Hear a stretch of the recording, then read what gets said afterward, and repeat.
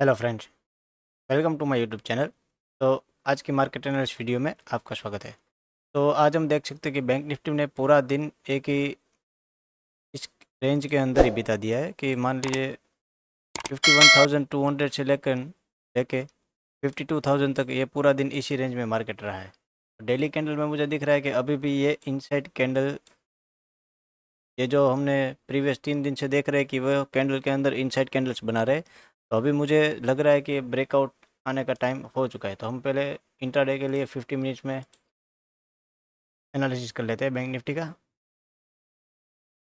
तो bank Nifty में आप देख सकते हो कि 50 मिनट कैंडल में क्लियरली दिख रहा है कि पूरा दिन आज मार्केट एक range bound okay sideways market रहा है, कि sideways to down trend market पूरा दिन फॉर्म हुआ है। इसी रेंज के बीच में मार्केट ने कहीं यहीं कहीं ओपन हुआ था, तो यहाँ से लेके ये फिर कंसोलिडेशन होते होते इसी रेंज में दिख रहा है। ठीक है, तो अभी कल जैसे हमने डिस्कस किया था, तो इस ट्रेंड लाइन ब्रेकआउट पे हमें ट्रेड लेना है, लेकिन ये फर्स्ट कैंडल में ही ब्रेकआउट हो गया और बहुत बड़ी कैंडल बन गई। 51,900 तक यह कैंडल चली गई थी, तो इसमें किसी को ट्रेड नहीं मिल पाया होगा।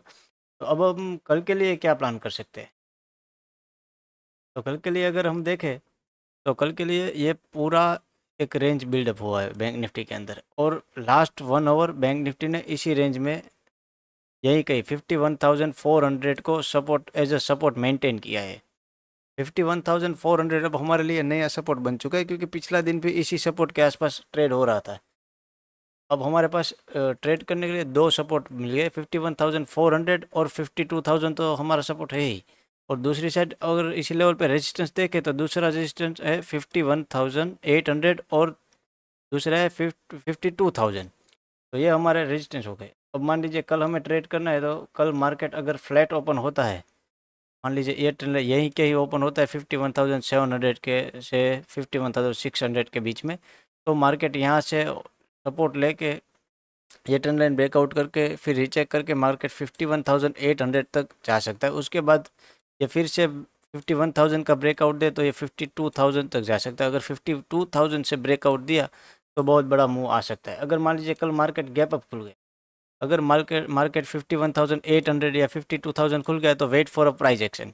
तो हमें क्या करना है कि अगर 52,000 के ऊपर कहीं खुला तो ये 52,000 चेक करने आएगा। फिर यहाँ पे अगर कोई बुलिश साइन दिखता है, तो हमें यहाँ से ट्रेड एग्जीक्यूट करना है 40 या 50 पॉइंट्स का एसएल रख के।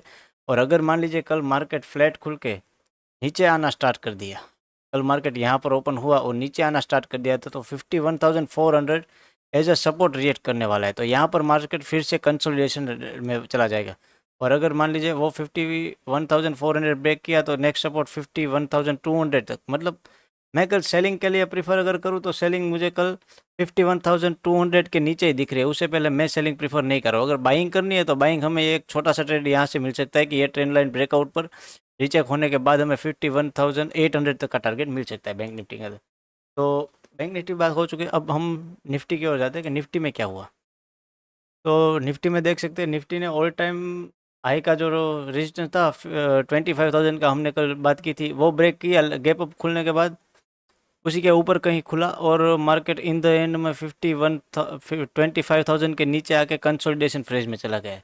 अभी भी निफ्टी ने यहाँ पर एक बहुत ही अच्छा सपोर्ट बिल्डअप कर लिया है 24,950 से लेके 24,960 तक। ये बहुत ही बड़ा सपोर्ट हो गया है यहाँ से।